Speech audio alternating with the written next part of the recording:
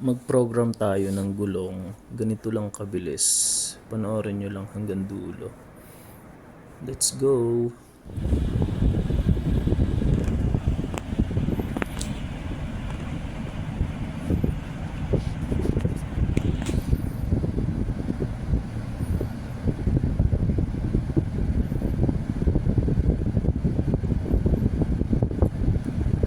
Kapag nahanap mo na yung tire pressure, ilong press mo lang yung check, then ready na po yung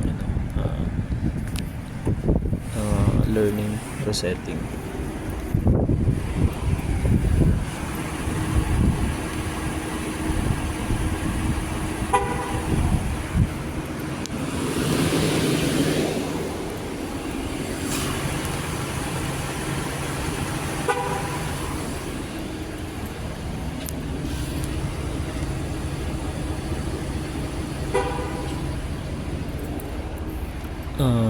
Beep once, ibig sabihin po ay na program na ang bawat gulong.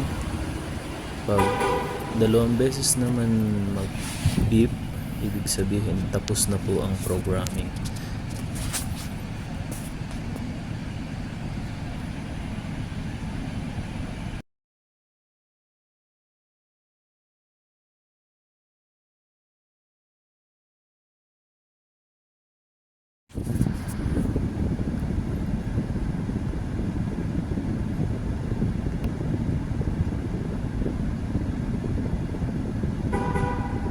Ayun guys, okay na, na-program na po mga gulong. Thank you.